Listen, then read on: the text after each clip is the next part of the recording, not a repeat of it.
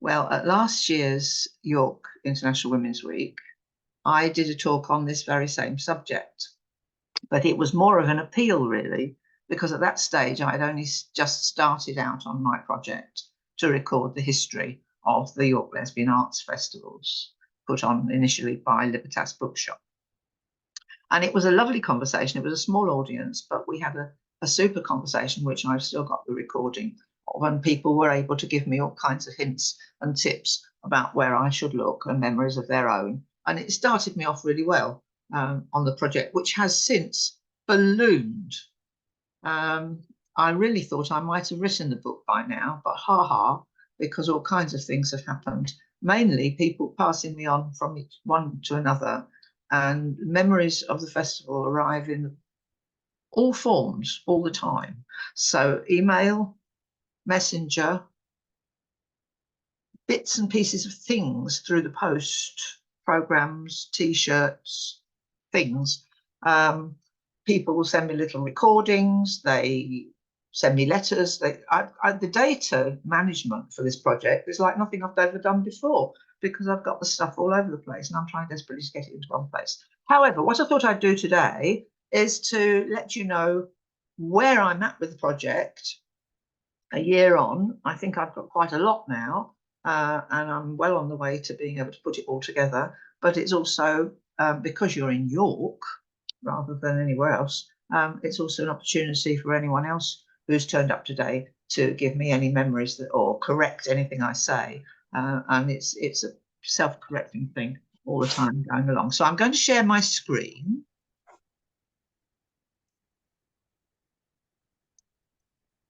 I hope you can see that. There we are. And I hope what you can see is something that some of you remember, because this whole story, of course, starts with a bookshop. It starts with Libertas Bookshop in Gillygate, which opened in 1998. Sorry? I can hear a little voice, but I shall ignore it, I think. Right. Do wave and shout if you want to interrupt me. You're very welcome to do so.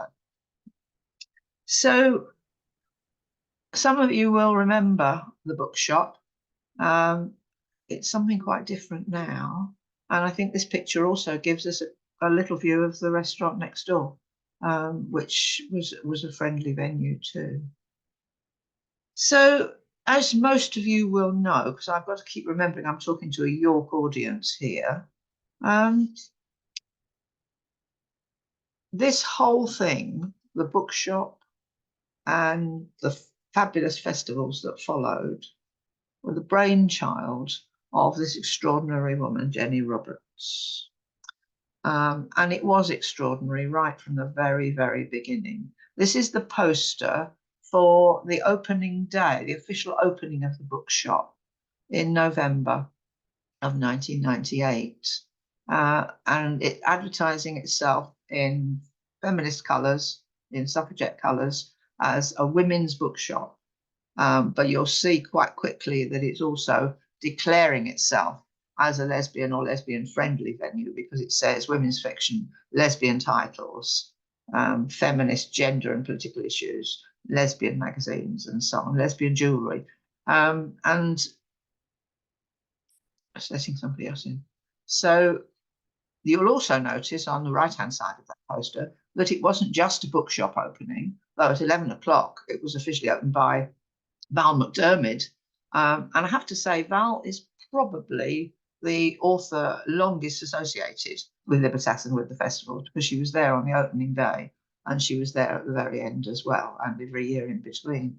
And it was glamorous. Look, they had a glass of bubbly for everybody who came in. And according to people who know, the queue to get in was right down Gillygate. You couldn't have not known, if you'd lived in York, I think, at that time, you couldn't have not known that this amazing and unusual bookshop was opening.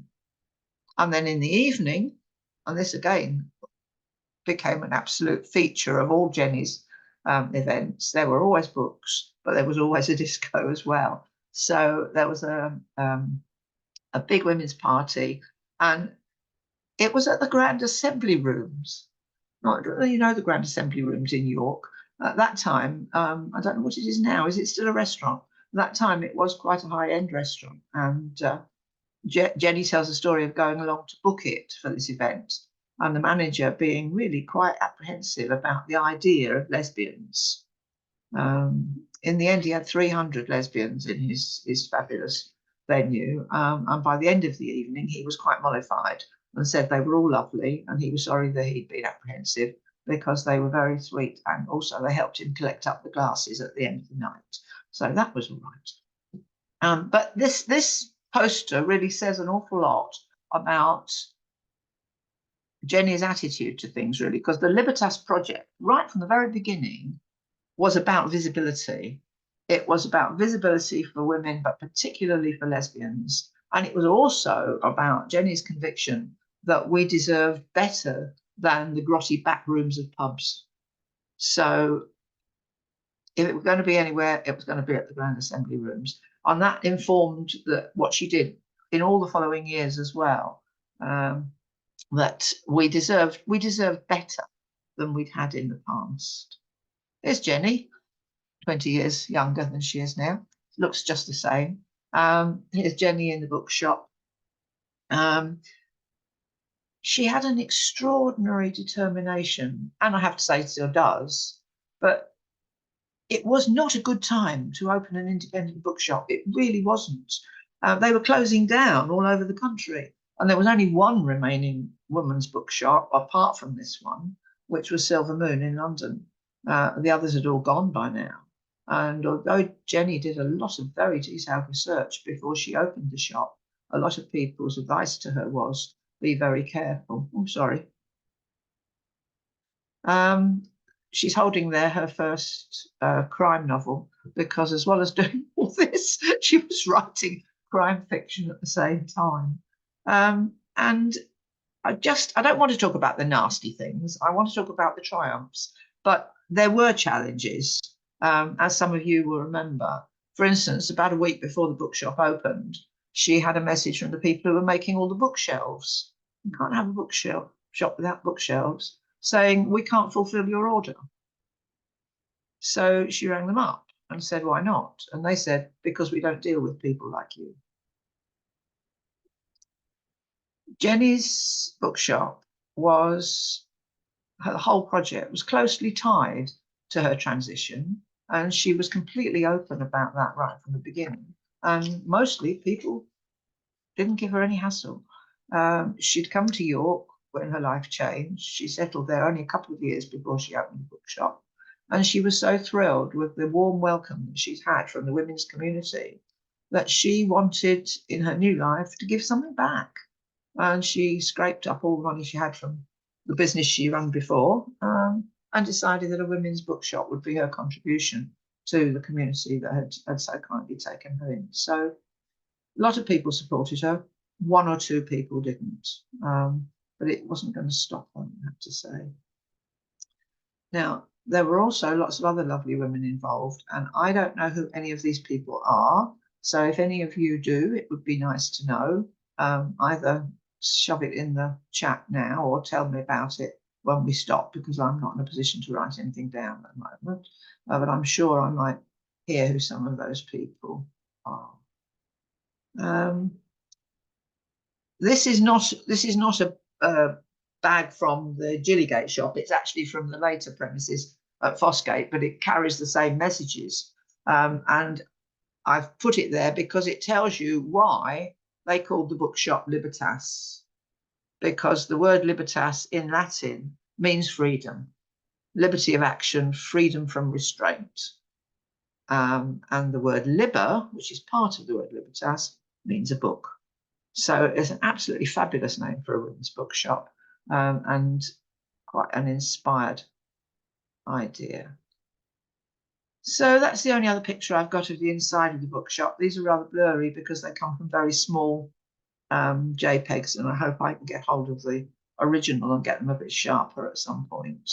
And you can see it's a women's bookshop. It's got all kinds of wonderful women's stock there. But it became very clear from very early on that the people of York thought of it as a lesbian bookshop.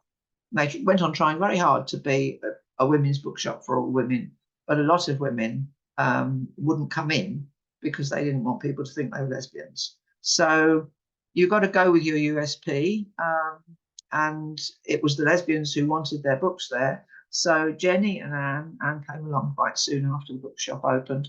Jenny and Anne decided that they would reach out to their lesbian readers, and they started doing mail order. And they quite early on, Jenny created a newsletter called YLAF, which you might remember.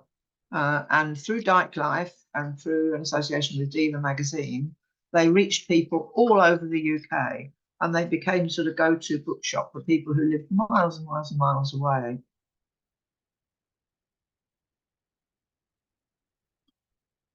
Now, if you want to sell books, a good idea is to have book events. And they had one before this. I think this was probably the second one. But Manda Scott, who's pictured there and who later went on to write all the Boudica books, she'd already written Hen's Teeth and Nightmares. All these three authors were actually published at the time by the Women's Press. And one day, Manda, in the role of customer rather than author, rang up to buy a calendar. And she said, I was giving my name and address and so on so they could send it to me. And they said to me, are you the Manda Scott? And I said, yes, I was. And so they said, oh, could you come and do a reading? And Manda says that she said, oh, they won't come just to hear me. You ought to ask Val McDermott and Alma Fritchley. So that was how the three of them got into this very, very early book reading, which was a howling success, apparently. And if you notice, it's being held at the Grange Hotel, another really quite elegant venue, a nice Regency building in Clifton. And it actually sounds quite respectable. And but here's actually a picture from it with the three authors aforementioned doing Here No Evil See.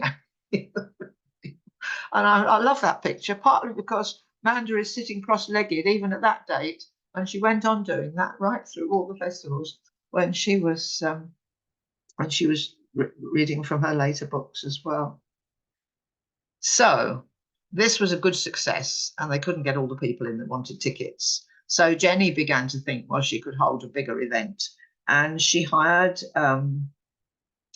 space at St John's College. And she did something called the Diva Books Roadshow. The Diva Books Roadshow was in collaboration with Diva Books. Diva Books was the publishing imprint of Diva magazine and hadn't been established very long at this point. And so it was all books and authors that had been published by them, including, I don't know how well you can see this, including Jenny herself with Needlepoint, and the comedian by V.G. Lee, who again was a real stalwart at the festival, and other people in there whose name you might recognise. So that was a whole afternoon at the college, and because it was Libertas, it was also an evening disco.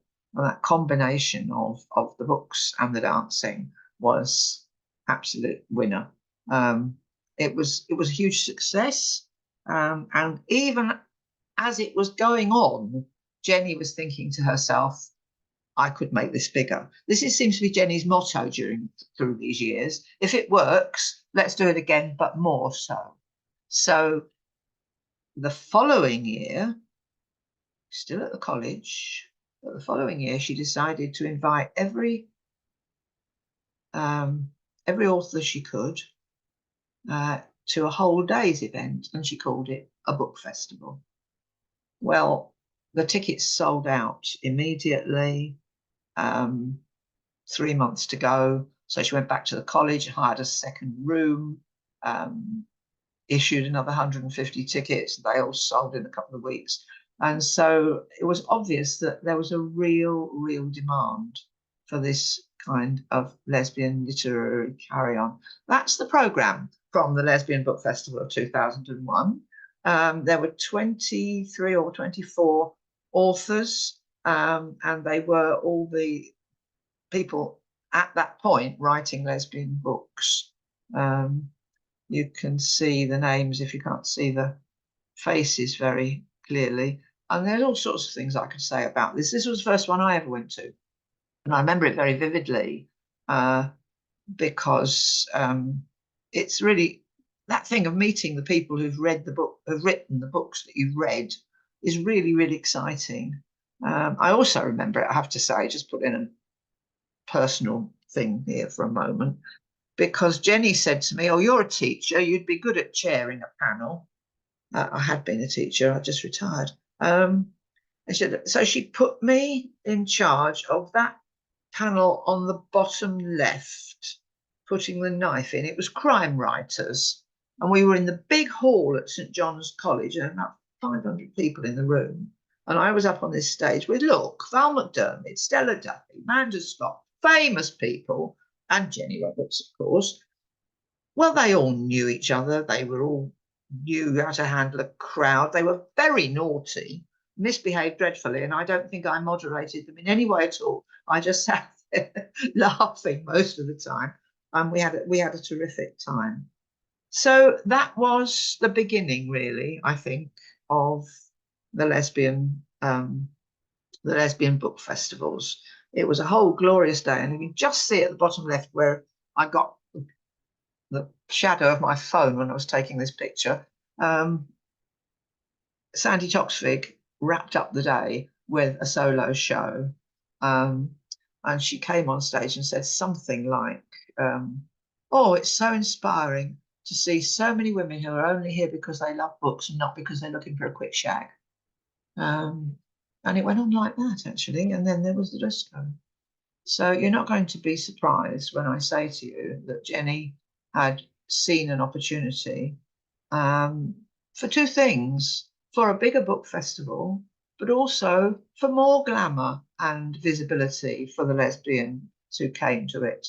Because as this book festival was drawing to a close, she was on the phone to the two largest venues in York, the racecourse and the theatre, the Barbican.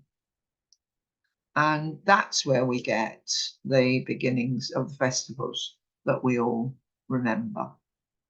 But first, I should say, life was not easy in the bookshop.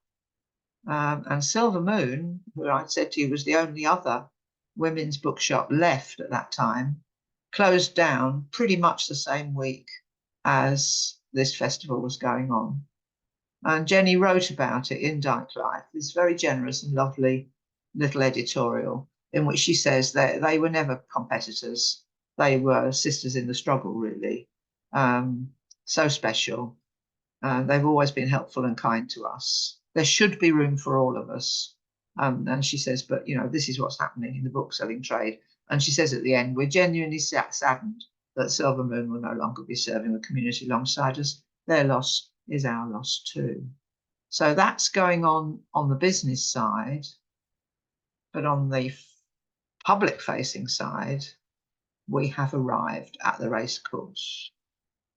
There's the little badge, the little double female symbol that became the badge of the festival. And this was the first great conference that took place at the racecourse and later at the Barbican Theatre. I don't know how much of that you can see on your screens. Depends how big your screen is, I think. But this began then to be the pattern that we remember. The Friday night, what they call the party night, which is a kind of cabaret concert. There's Rosie Lugosi, the lesbian vampire.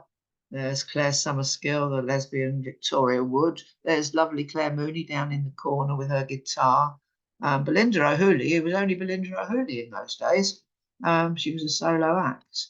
And then on the Saturday, all day, the book festival with absolutely everybody you can think of, actually, and the big names there that were so faithful to the festival year after year.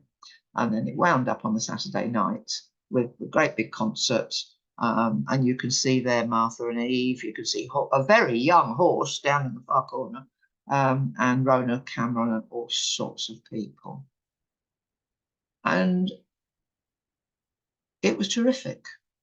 It was terrific. And people have written to me and spoken to me and said what it felt like to be in that place and to be out on the streets of York with hundreds and thousands of other women walking about, just queering the city, really. And you won't be surprised if I say to you that two things are going on behind the scenes of this. One is that Jenny really needed this festival to sell books, and to pay for itself, which it did, because life in the book world was getting worse and worse. So while we're getting this magnificent thing at the racecourse and the Barbican Theatre, we're also getting the announcement that Jenny and Anne have very, very sadly decided that the next year, which of course is going to be bigger and bigger, is going to be the last one, because Libertas Bookshop is going to have to close in 2003. But 2003's festival was going to be one to remember. And it was getting quite on in the year. This is the July-August YLAF, when they finally heard, phew, that they were going to get some Arts Council money, because they'd been running this entirely on volunteers and the proceeds from the books, really. And at last, in 2003, in Jenny's last year, the Arts Council weighed in. And as she says here, it says something about what they'd achieved in terms of getting lesbian culture recognised by a big arts organisation and putting lesbian literature on the map. And so how could it be bigger than it had been the year before? It was going to be international.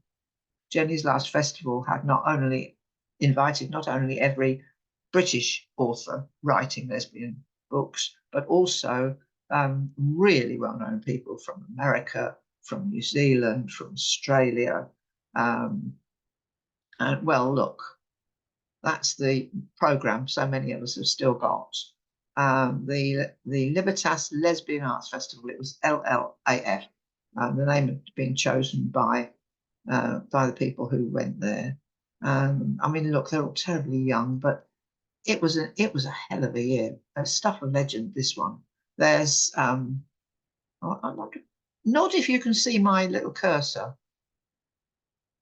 No, you probably can't. Well, anyway, sort of right from the top left, there's Alison Bechdel, the wonderful cartoonist and graphic novelist from America. The little black and white. Jane, yes? I can see your cursor. So you can. Yes. Right, lovely. Yeah. So this older lady here, looking like a passport photo, is Catherine V. Forrest, the absolute veteran lesbian romantic novelist from America. She was a great character. We had two great Americans. And then who can we see? You can see Sarah Waters there. You can see Jackie Kay. That's Elizabeth Woodcraft, I think. That's an Australian called Claire McNabb. There's lovely Val McDermid. There's almost unrecognisably young, that's Helen Sandler, who was later to become the director of the festival. There's Selena Godden and Jean T and Horse. And there's Claire Mooney again and Martha and Eve. There's me and Jackie being Jade Taverner. There's Sandy. There's V.G. Lee just looking over the corner. There's Julie Felix. I mean, we had everybody that year. Extraordinary, both on the literary stage and on the musical stage. And down here is the charity for which they're raising money as well, the Addis Ababa Fistula Hospital. So it was an extraordinary year, and it was absolutely unbelievable that it was all going to come to an end. But when Jenny wound up the festival on the last afternoon, she said, "This is it, goodbye. This won't happen anymore." And it was very difficult to imagine life without the festival now. It had been going on for some years, and it was just such a highlight of our year. Well, we weren't the only people who didn't want it to stop.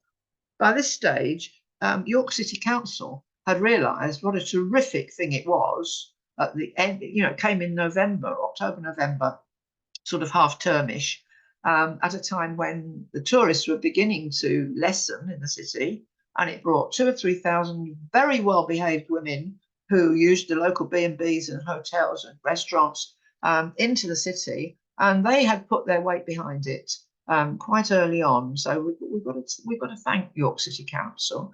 And they said to Jenny, "You can't do this. You can't let it stop." And she said, "But I am doing. I'm retiring. I'm closing the bookshop. Goodbye."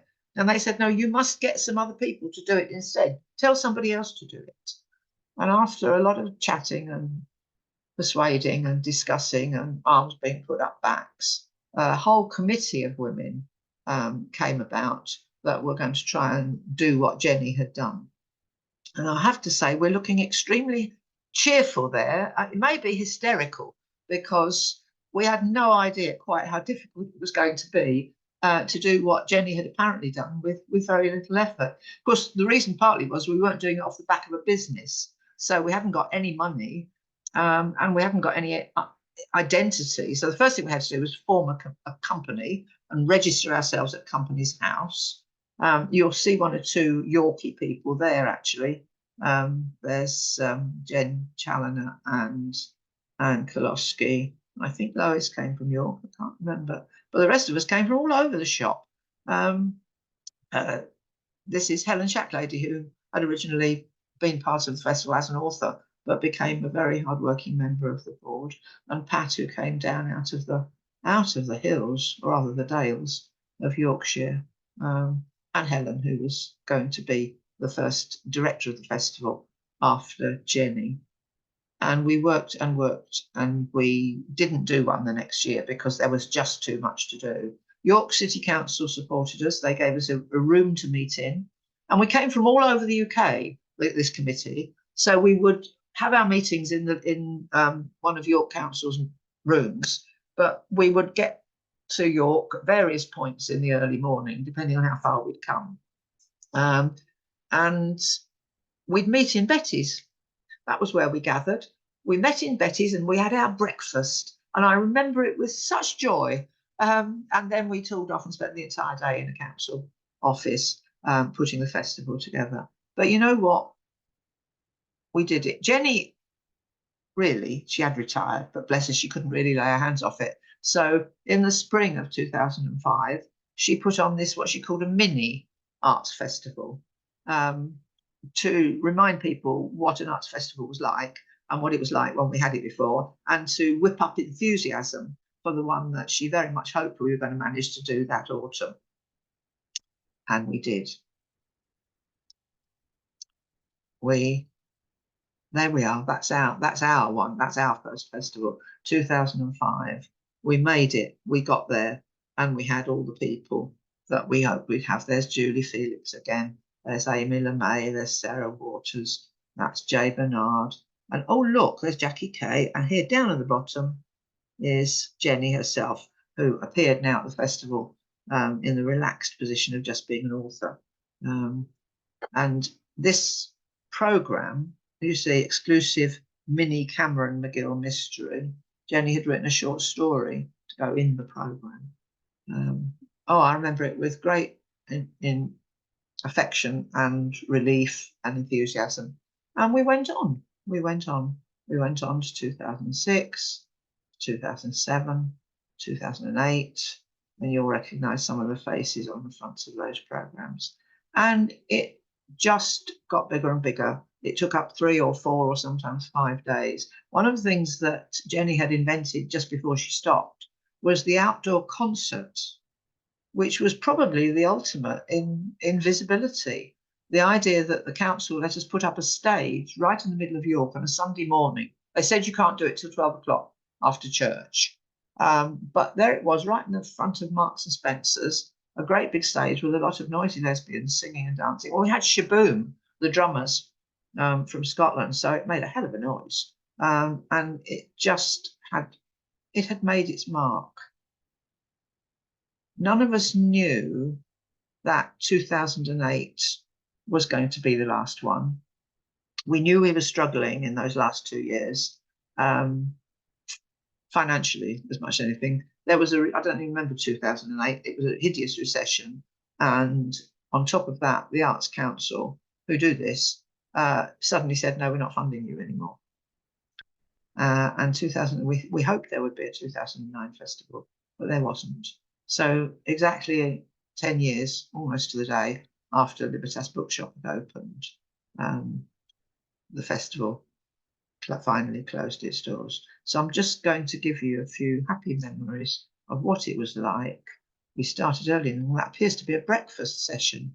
There's Helen Sandler chairing a panel of authors. There's Val McDermid on one side, Amanda Scott on the other, and this is Charlotte Mendelssohn, whose star was rising very much during the years of the festival. There's lovely V.G. Lee, who's lots of you will know her books. There's Ali Smith drawing the raffle. One of the things I've got to say about YLAF is it's immensely egalitarian. The very famous appeared in alphabetical order in the programme, along with people you never heard of who'd only written one book and were never going to be seen again. And we were all treated equally, and we were all there together. And it was just one of the most lovely things. There's Jackie Kay reading from her poems. There's a wonderful story several people have told me, including Jackie, about how she carried on her poetry reading in the lift afterwards. There's Rona. There's Sue Perkins. Sue Perkins was lovely. She came several times to the festival. She was not nearly as famous as she is now, but she's very relaxed with a lesbian audience. It seemed to be quite a wonderful thing to her. And all the people who did the helping and the volunteering behind the scenes remember Sue as particularly lovely and nice and kind to work with. And they don't say that about all the famous people, but I'm not going to tell you which ones were a bit of a diva, but some of them were. Oh, there's lovely Stella doing. Stella Duffy not only was an author at the festival every year, but in 2006 she did her one-woman show called Breaststrokes, which was partly about her own life, but particularly about her cancer. And it's remembered by everyone who saw it. There wasn't a dry eye in the house. There's one of our, remind me to mention the DJs. This is Claude Cunningham. We had DJ Ritu. We had lots of fabulous DJs. Over time, language changes. The famous disco became the famous club night, but the dancing went on. There's Horse, who came 2 or 3 times to the festival. And there's 2008. That's the end. I have no idea why Val McDermid is wrapped in a cloak and striding through a pampas grass, but there we go. That's just how most peculiar, that picture. Anyway, that's our last one. It was the end, and people are still saying to me, oh, how I wish it was still going. This is a terrible picture. Look, it's awful. You can't even recognize the people in it. It's so blurry. But the reasons I've put it up is to show you how we were absolutely out on the street. This is the Sunday morning concert. And also to remind me that year, I think this is 2007, might be 6, Claire Mooney on the left ran a workshop during the course of the festival to write a festival song, a song for YLAF. And on the Sunday morning concert, they performed it. And it was called 3,000 Lesbians Can't Be Wrong.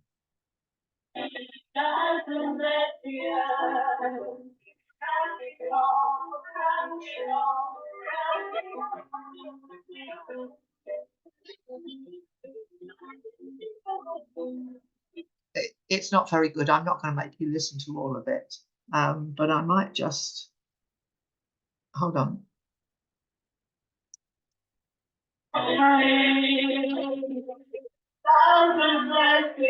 There we are. Can't be wrong, can't be wrong, can't be wrong.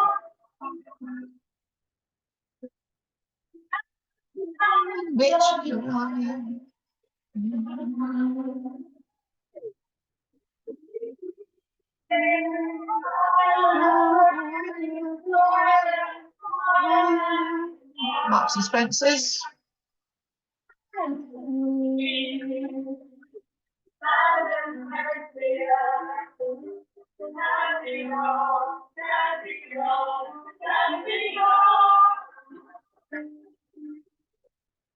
Well, you get the idea.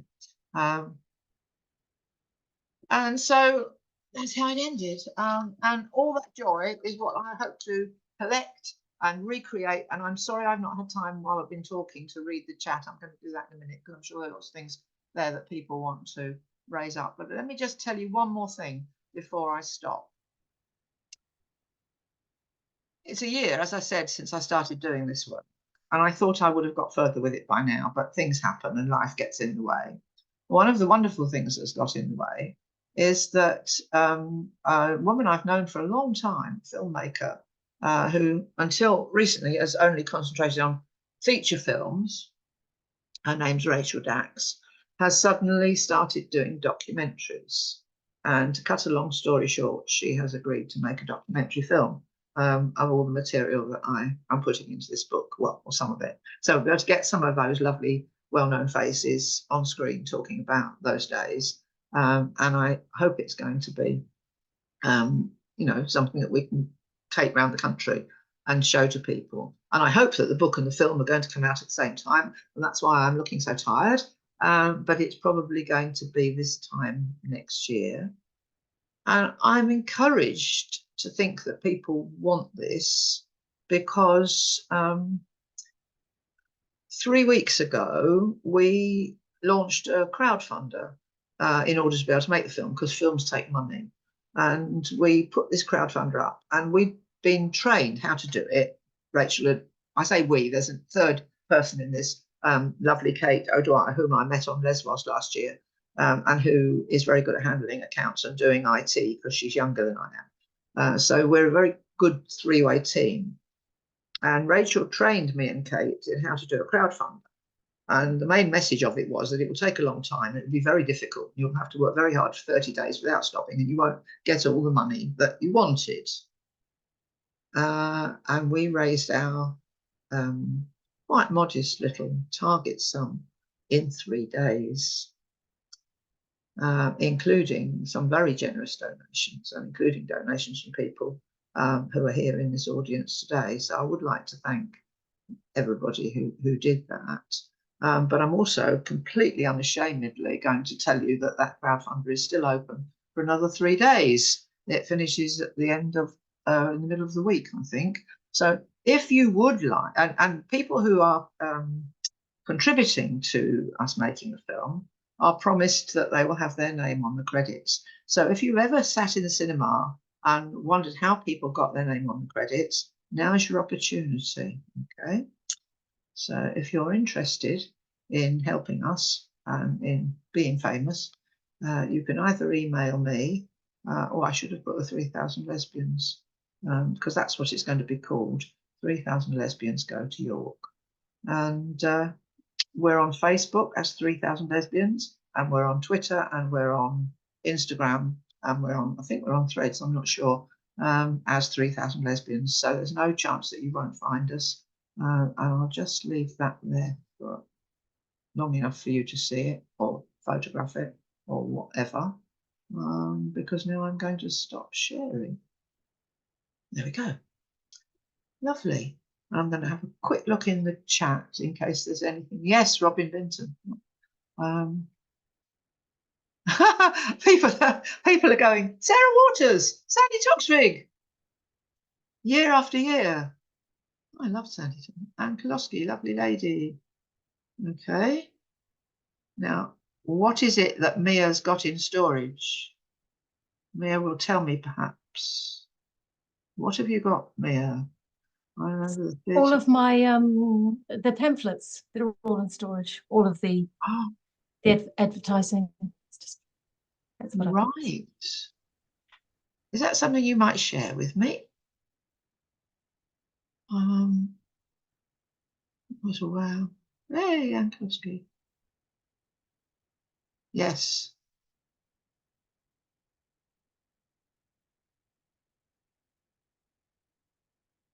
Deb, weren't you stuck in that lift with Jackie? I've got several accounts of being stuck in a lift with Jackie, but I'm always up for another one. This is why, by the way, I've put my email address as my name at the bottom of this picture of me. So if anybody does want to get in touch with me afterwards, they can. Oh, I'm glad somebody there it's Deb, has mentioned the signers. the BSL signers. You just caught sight of one on the little bit of video there. They were a feature of the festival in themselves. They were much loved. And my goodness, you were meant to send them in advance anything you were going to read from your book, which people did on the whole, but they threw some very difficult readings at them, including some extremely sexy ones. And these girls were up for anything, and sometimes got a round of applause entirely to themselves for having stayed with it through some quite difficult bits of writing. They were wonderful. Okay. Seeing all that. Right, so let's unmute. We've got a quarter of an hour. In case anybody wants to say anything or correct me, please do if there's anything. How are we going to do this? I'm going to go back to gallery view so I can see everybody. Put up, you can either wave your real hand or your Zoom one. Unmute yourself then, Sue and Anne. Can't hear you, dear.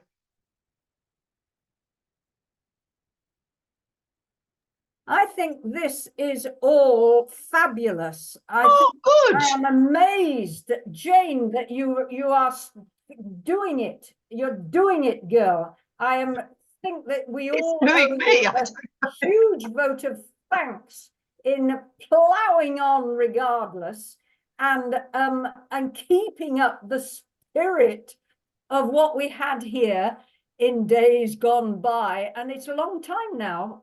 2008 is a long time away. It is a long time. But the people who were there really remember what it was like and how you could cry at the thought of all those women gathering together, visibly gathering together and celebrating their creativity, their incredible optimism, and their love of life. And so I think that keeping that spirit alive is hugely important, and very well done, Jane. That's very sweet of you. And one of the things that's actually encouraging me on my way now, and which has come about quite a lot because of the fundraiser, but also because we're, as I told you, on social media all the time about it, is that I'm having this feeling that that community is coming together again. That's partly because I've been able to go and interview people that I haven't spoken to since 2008. And I've been able to talk, thank God for Zoom, I've been able to talk to people a long way away, like Jackie Kay and Val McDermid, is in Scotland, and blah, blah, blah. And I met up with Sarah Waters the other day on the South Bank, and she was very, she was remembering what it was like for her. And it's just as if people are just coming back together again. I'm very much hoping that we will launch this book in York, because it seems like the only place to do it, but it won't be for another year at least. But I just feel that Jenny might be itching to organise something again. You know what Jenny's like, so we'll see. But thank you. I do need encouraging on, because it is quite a large mountain to climb at the moment. Where somebody's for. Anybody else?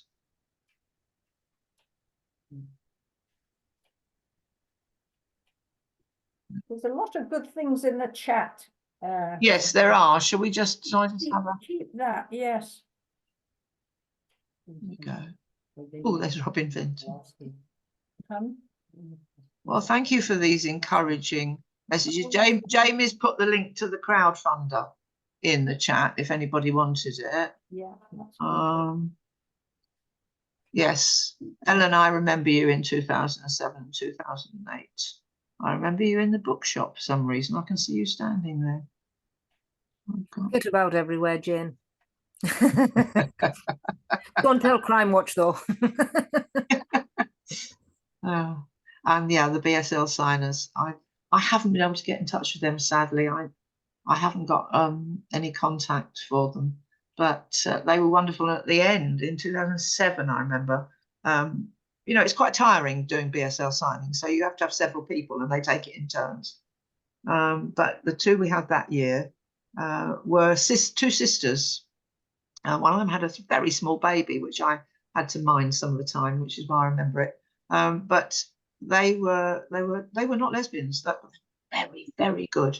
And people just absolutely loved them, and they became part of the show. So yes, they were amazing, and I will put them in the story. Fond memories. Mhm. Yeah. And this is the thinker of the Libertas name. who's Yes, now 83. So you know, we've been going a long time. You have been going a long time, and I hadn't forgotten that. I didn't say it, did I? That you told me that you were the proposer of the name. Well, it certainly was a name. One of the reasons that we've decided to call the book and the film 3,000 Lesbians is because half the people I talk to who were there at the very beginning call this whole thing Libertas, and the other half call it YLAF because they didn't come along till later on. Yeah. So neither is quite right. Yeah. And then we were all talking. And then of course somebody, I think it was Lena Cumberbatch, sent me that snippet of the song, and then I had a chat with Claire Mooney, and we thought, well, this is obviously the title we need. 3,000 lesbians. I want to call it 3,000 lesbians. Can't be wrong. But so we're going to call it 3,000 lesbians go to York. Yeah, that's good. Never the Bride. Yes. All those people. I mean, look, there are so many people I didn't mention compared with the ones that I did, but you got the picture. Claire Summerskill and Claire Summerskill. Kathleen Bryson. Yeah. Kathleen Bryson. Yes, I've had messages from both of those. Right. And from V.G. Lee. Oh yeah. Some people just write me little messages. Some people just go more power to your elbow, and some people I actually get nice long Zoom conversations with. But it'll all meld into the story, and then I catch one or two when it's quite good actually talking to people on Zoom, because it gives you some idea of what they'd be like on camera. Yeah. And then you either do or don't say, well, would you like to be in the film? So hopefully, and I'm told by people who I know nothing about film. This is exciting. I'm really loving it and learning about it. One of the things about a documentary, apparently, is that you mustn't have more than 7 or 8 people in it, or the audience get confused. So you have to choose carefully. I don't think I'd get confused, but I see the point. It's going to be a short film. You don't want sort of 25 people in it. Right? So we're going to have to choose carefully out of all the lovely filmable people who we actually invite. But I think if we have people that you've heard of in the film, then that might make people want to come and see it. Fiona, are you waving? I am. I'd like to just say I do apologise for being late. Yeah, stuff happens, and so yeah, I'm late. But yeah, what fun Libertas was. And I'm sure, I don't know what we're here for really, but I just wanted to tell a little story. Did we have dancing classes sometimes at Libertas? Just stop there a minute. I don't know what we are recording. That's all right, because I might want, is that all right? I might want to snatch your little story afterwards. Keep going. Okay. Well, I hope it's okay to say it, but I'm sure there was a dancing class which we went along to, because we went about 3 years to Libertas, to different things, and you know, we saw everybody and bought all the books and had a great time. But the dancing class was something else, and we had some friends with us, one of whom was a vicar, and she was very nervous about the dancing class, but we said it'll be fine, don't worry about it, you know, it'll all be great. And 4 of us went to the dancing class, and it was good fun. I can't say that any of us were particularly good, but the bit that really killed me was when they said, right, we're all going to change partners now. I don't think I've ever seen a vicar running at that speed before. she shot out that door. It was so funny. But yeah, we did a lot of fun stuff there. Yeah, and loved every minute of it. And yeah, I'm sure everybody's talked about Val McDermid and all the fun stuff that she said, and Sarah, and yeah, but it's a shame that it hasn't continued, because it was good fun. Several people have said to me it probably couldn't happen now, and I don't know how you feel about that. I think in some ways that might be true. Why not? Well, people have given different reasons, and I think if it happened now, it would be slightly different, because 25 years have gone by, and people's ideas of what is a women's festival or what is a lesbian have changed. I think it might have been more difficult to reconcile the world to a lesbian festival. People don't like the word lesbian, but let's keep on using it. The lesbian festival that was founded by a trans woman, frankly. I think that Jenny faced her opposition and her difficulties in those days, but I think they were probably nothing to what she would have got now. I'm sad to say that, but I think the whole issue has become so toxic that it would be a fight, frankly. I think you're right, Jane. Even then, some of us are a little surprised. Yes. But we got on with it because we were just so happy to be there and to be amongst so many other lesbians. And, some people weren't even out, really.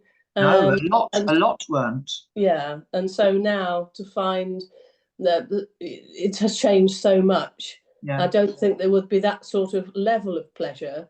Although let's not forget the books too. I mean, the authors and all that stuff, and Trumpet and Jackie, and it was wonderful. I'm very glad that Jenny was the first trans person I ever had as a friend. I mean, I live just outside Brighton now, so you can imagine I know lots and lots and lots of trans people because they live in Brighton. But I think looking back, the thing that made Jenny so lovable and so easy for us to assimilate into our ideas was that she never regarded herself as having any right.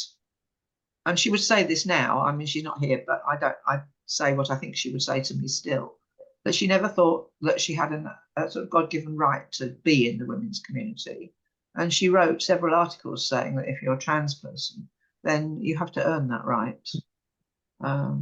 And she did it. She earned it. She earned it with us, I'm sure. So I think that's perhaps not an attitude that all trans people would have today. I'm not sure. But it was easy to love Jenny. There was generally, I think, a lot more kindness then. I don't actually recall the sort of stuff. I don't know why it happens now, but there was just a lot of kindness around. Yeah, there was, wasn't there? Oh dear, we've got rose-tinted spectacles about the past. We must be getting old.